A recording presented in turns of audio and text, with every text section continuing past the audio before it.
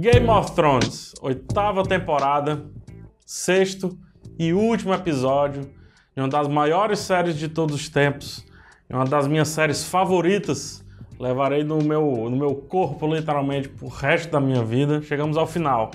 Você que não está entendendo o que está acontecendo aqui, você que é novo aqui, muito bem-vindo. A cada final de episódio de Game of Thrones, eu fazia, e esse é o último, um vídeo comentando o que eu acabaram de ver, né? Falando ali minhas primeiras impressões. Então seja muito bem-vindo ao último desses vídeos. E na terça-feira à noite, o último, analisando imagem por imagem. E esse episódio tem muita coisa a ser falada e é provável que eu faça alguns outros vídeos ainda sobre o final de Game of Thrones, talvez analisando cada um dos personagens, os destinos e por aí vai. Se você não assistiu ao último episódio, esse daqui é lotado de spoilers. Saia ou arque com as consequências. Gente, vamos lá. Anotei muita coisa. O episódio acabou agora, o coração tá consumido, né, ainda. Eu não sei qual é a relação de vocês com a cultura pop, mas pra mim a cultura pop, assim, eu digo que minha mãe me educou e a cultura pop ajudou bastante ela nesse trabalho. Em me acompanhar, uma vez que eu sou filho único, né, em me acompanhar dos momentos de solidão.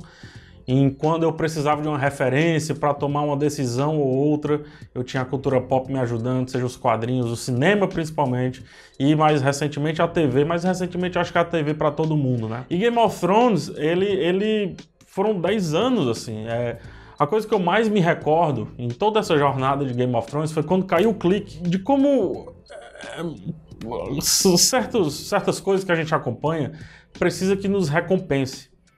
E quando a Sansa e o Jon se reencontram lá na muralha, né, lá no norte, Black Castle e tudo mais, e eles se abraçam, é um abraço deles, eu já falei isso algumas vezes, é um abraço deles que estão há muito tempo sem se ver e vem aquele amor, aquele carinho, né, aquela quintura, mas também é um abraço da série na gente, que acompanhamos a jornada de cada um desses personagens e agora vemos eles se reencontrando, mas na verdade eles estão se reencontrando com o nosso testemunho, a gente está testemunhando aquilo. Isso é uma recompensa. Finalmente chegamos à recompensa final de Game of Thrones, que podem sim algumas pessoas não gostar, outras vão gostar, mas uma coisa que eu aprendi sendo crítico, né, fazendo crítica de filme, estudando e tudo mais, a arte ela não é meio preto no branco, sabe? A arte ela tem muitas variações entre o bom e o ruim. A arte, na verdade, né, e o meu trabalho, eu acho que o trabalho de muitos que abrem o microfone para falar com vocês, é de tentar significar aquilo, criar significado em cima daquilo. E o final de Game of Thrones, quer goste, quer não, para mim, é algo muito gordo, digamos assim, com muita solidez para que a gente converse por muito tempo sobre tudo aquilo que aconteceu. Então, analisando sem ir nos meandros ali do episódio, Game of Thrones termina como começa. Os personagens que eram nem mal nem bom reunidos, o maniqueísmo meio que um pouco quebrado, aquele personagem que era bom vertendo pro lado ruim, o lado ruim vertendo pro lado bom e por aí vai. A tendência do mundo é que, por incrível que pareça, as coisas sejam mais do mesmo. Que os governantes sejam um pouquinho de mais do mesmo, que as discussões sobre o mundo sejam mais do mesmo. Acabam a Segunda Guerra Mundial, mas meio que as discussões elas continuam sobre aquilo tudo. E Game of Thrones eu acho que termina com essa essência de um pouquinho de mais do mesmo desse mundo. Correndo um pouco, mas eu vou voltar para falar coisa a coisa. Uma das últimas cenas de Game of Thrones é justamente o Tyrion organizando uma mesa onde vão ser feitas as próximas decisões de Westeros, né, dos 6 reinos, agora 6 reinos, não mais 7. E as discussões são muito parecidas com as discussões que eram no começo, porque o mundo tende a isso. O mundo tende a essa normalidade, a essa repetição. Como estudante de história, dentro da faculdade, eu aprendi que a história ela não é cíclica, tampouco linear. Ela é uma espiral. Ou seja, as mesmas coisas vão acontecendo, só que numa tendência um pouco mais aprimorada, digamos assim. A espiral deixasse tudo que aconteceu empilhado e que os novos acontecimentos vão herdando de tudo isso, porém, meio que, de certa forma, sendo parecido com tudo que aconteceu. E a escolha do Bran como rei, Tô adiantando bastante aqui, para depois ir para os detalhes. A escolha do Bran como rei é a escolha pela história. É justamente a escolha por essa espiral. É alguém que sabe todas as histórias. É a memória de Westeros. Memória essa que estava sendo mastigada pelos Lannister. No caso a Cersei, memória essa que queria, que a Daenerys queria reescrever, só que memória, quer a gente goste ou não, ela é sólida, ela é aquilo. Depois de definida, história, né, depois de escrita, depois... Acabou, não adianta ressignificar. Podem tentar, mas sempre vai ter alguém que vai lembrar daquilo dali e resgatar como deve ser resgatado. E aí o Bran, ele se torna o rei do negócio todo justamente por isso, para mostrar que o Westeros, que as crônicas de Gelo e Fogo estão valorizando a história deles mesmos. Toda essa história que a gente viu passar.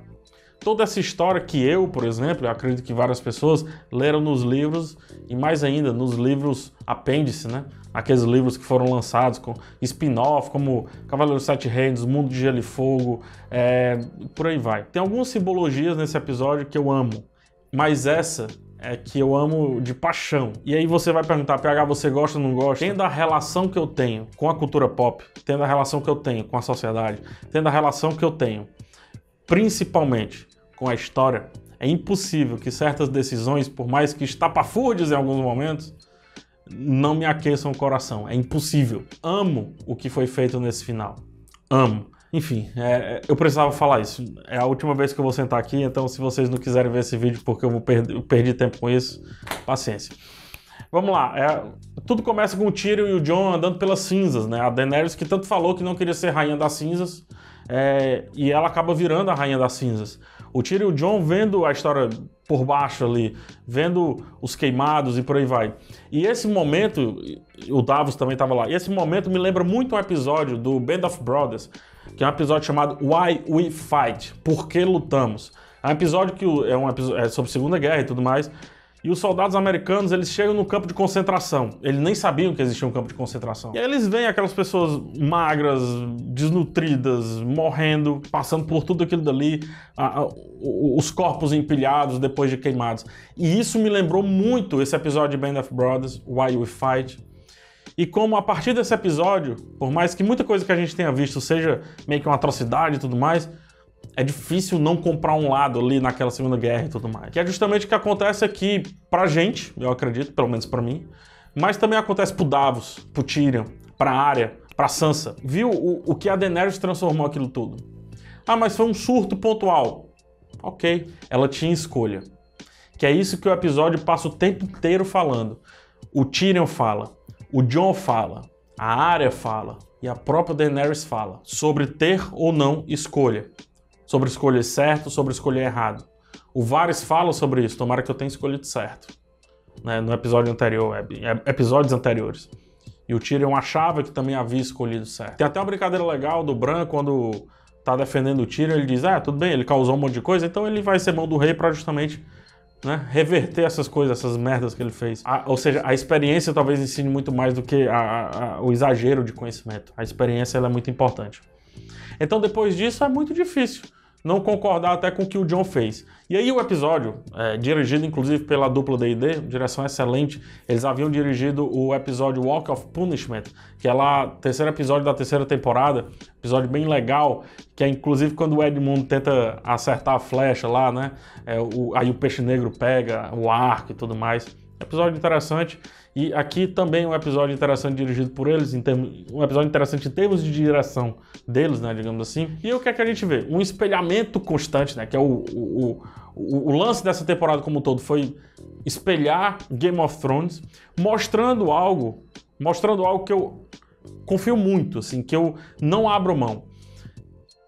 Terceiro ato nos filmes é legal? É legal. Mas o mais importante é o segundo, cara. A jornada é a coisa mais importante dentro do filme, dentro da cultura pop, dentro de um livro, dentro de uma série, por aí vai. O final, ele é um carimbo. Só isso. É só um carimbo. E esse daqui é um belo carimbo. A temporada inteira aqui, falando sobre esses espelhamentos, resgatando coisas da primeira, segunda, terceira, quarta, quinta, sexta, sétima temporada. E o último episódio resgatando também coisas dessa temporada e também das anteriores. E aí tem uma jogada de palavras que se completa, que é muito legal, como o Jon resolve matar a Daenerys. O Tyrion fala algo sobre escolha, depois o Jon retruca, Depois o Tyrion retruca. Antes, o Jon já havia conversado com a Daenerys meio que rapidamente e recebeu aquele olhar furioso dela, né? E aí quando o Jon vai conversar com a Daenerys, ele fala algo esperando que ela responda o contrário do que o Tyrion estava falando, o contrário do que o Varys estava falando anteriormente. E não, ela justamente complementa o pensamento do Tyrion. E é por isso que o Jon resolve matá-la. Eu vou me aprofundar nisso no próximo vídeo com as imagens. E aí na conversa do Jon e do Tyrion, acho que tem a frase definitiva, que é quando eu vou ler aqui, tá? Porque eu anotei, o Tyrion fala, né? Amor é maior do que a razão, né? Veja aí o meu irmão, o Jaime, o que é que ele fez por amor, né? Ele jogou fora a razão pelo amor. E o Jon, olha como isso é demais, o Jon ele responde que amor é a morte do dever. Uma frase do Aemon Targaryen, ancestral do Jon, o mestre Aemon, né, lá da muralha. Quando o Jon escolhe essa frase para definir o momento, para definir amor para ele naquele momento, ele praticamente escolhe que tem que matar a Daenerys. Ou melhor, que tem que pelo menos tentar convencer que a Daenerys não deva seguir por aquele caminho. E como ele não consegue convencer, e todo esse jogo de palavras que eu acabei de falar aqui, né, a Daenerys meio que respondendo o Tyrion de maneira que o Jon não achou interessante, isso eles separados, o Jon ele escolheu o destino dele, né, que foi de fato matar a Daenerys e colocar realmente o dever como a morte do amor, invertendo o que um dia falou o Aemon Targaryen para ele. Interessante isso. Quando ela fala que o povo não precisa ter escolha, né, meio que não, eles não têm escolha, a gente que tem escolha, isso complementa inversamente o que o Tyrion tinha falado pro Jon. Ou seja, o Tyrion estava certo naquele momento. Parece até que o próprio dragão, o Drogon, ele concorda, né, com a morte da Dany. Também não curte o trono, ele queima o trono, ele destrói tudo, porque foi o trono. E dá pra ver a Emilia Clarke, espetáculo nesse episódio, um espetáculo.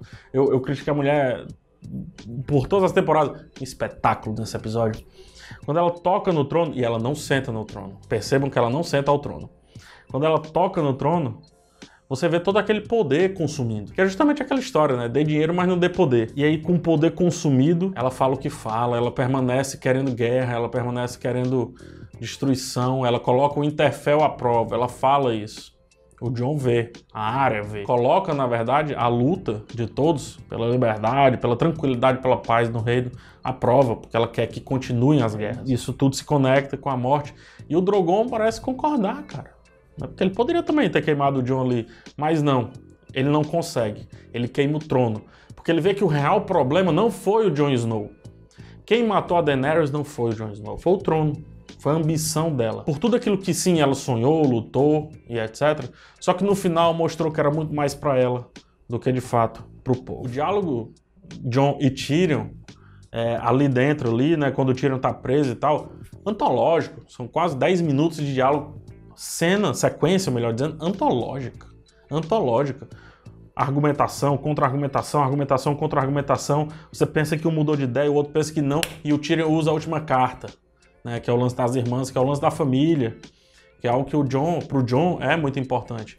Então o Tyrion, ele tá numa mistura, como eu havia falado, e algumas pessoas discordaram, ele é uma mistura hoje de Mão do Rei, de Varys, de Mindinho, de Cersei, de Jon, de Ned, de Jaime, de todo mundo, que parece que ele tirou um pouquinho de cada um, se tornou esse cara que conseguiu, como um Varys faria, manipular o Jon, manipular não no sentido ruim, mas manipular o Jon para que ele, quando enfrentasse a Daenerys, quando chegasse perto da Daenerys, conseguisse confrontar as narrativas, digamos assim. E foi justamente, o Tyrion acertou. Então, mais uma vez, quem mata a Daenerys não é nem o Jon, é o Tyrion. É o trono, é o poder. E na sala do trono, antes dela, ela é mais louca que ela não senta no trono de jeito nenhum, né? Todas aquelas cinzas, né? Eu tinha até falado, as cinzas todas dispostas e ela dizendo que não queria ser rainha das cinzas e realmente não foi, porque ela foi antes disso. Temos aí a passagem de tempo, o Tyrion sendo levado mais uma vez a julgamento e aí o conselho dos lords ali reunidos para a escolha do novo rei. É uma cena divertida, é uma cena que traz muitas características que Game of Thrones foi perdendo um pouco, né? Que é aquele lance do sarcasmo, foi perdendo, foi ganhando, foi revisitando e tal. Essa cena final dos lords juntos ali, esse conselho, eu acho legal porque tem tudo de Game of Thrones. Tem piada, tem drama, tem falando de história, e tem o Tyrion dando um show novamente. O Peter Dinklage aí pra pegar o seu último Emmy, talvez, né? O Globo de Ouro, seja lá o que for. No Conselho dos Lords, chama a atenção a volta do Edmund. O Edmund ali tentando vender uma candidatura, e a Sansa, que tem uma moral da peste, dizendo assim, meu filho, sente aí. Não, você não. Nem vem. E quando ele vai sentar, a espada bate. O cara é um maltrapilho, assim, um desastrado pra caramba. Realmente não merecia o reinado, digamos assim. O Sam propõe democracia, ou seja, o Sam tá com a cabeça dele, né, muitos anos à frente, assim. Tá hoje, a cabeça do Sam tá no dia de hoje, assim, democracia e tal. A galera ri disso. É um sarcasmo interessante de Game of Thrones. E aí vem o discurso do Tyrion, esse episódio do Tyrion, né? O discurso do Tyrion ali dizendo que o que é que une as pessoas são as histórias, é o passado, são as memórias, né? São as memórias que fazem as pessoas respeitar as outras, são as memórias que fazem os velhos serem respeitados. Dentro da sociedade africana, é aquele que, os griots, né, aqueles que passam as histórias, são os respeitados, são importantes. Quando morre uma pessoa na África, que sabe várias histórias, morre uma biblioteca, né, morre mais do que uma pessoa em si, morre uma biblioteca. E se o Bran morresse, e o Game of Thrones ele responde a ameaça do Rei da Noite ao escolher o Bran como rei, porque o Tyrion fala, ele tem as histórias, ele tem a memória, então vamos deixar as memórias de Westeros governar o Westeros. É o contra o Rei da Noite. O Rei da Noite queria destruir tudo aquilo dali, né? Queria destruir as memórias e coisa e tal. Então é um ciclo se fechando, quer você goste ou não, mas é um ciclo que faz sentido se fechando se você olhar, principalmente para essa temporada em si. E aí o Jon vai pra muralha, né? O Bran nem sei explicar. Ainda tem um tom misterioso no Bran, interessante, inclusive, que pode dar pano pra manga aí, caso queiram revisitar Game of Thrones. O Bran, ele tá todo... quando pergunta aí, vai querer ser rei? Ele, cara, por que é que você acha que eu cheguei até aqui? Por que é que você acha que eu vim pra cá? E outra, ele é o protetor não dos 7 reinos, mas dos 6 reinos, porque o norte agora tá realmente liberto. E é uma parcela grande, tá? O norte ali, o Winterfell e tudo mais... Pra cima, é uma parcela bem grande mesmo. Vários desfechos, né? Um monte de desfechos aí para que cada personagem tenha ali o seu fim. A área decide ir pro oeste, ou seja, é a área Vespúcio, né? A área América Vespúcio, ela vai descobrir o Brasil após aquela jornada toda. O Jon vai pra muralha, de onde ele começou, ele regressa, né? Como Lorde Comandante, só que mais ainda...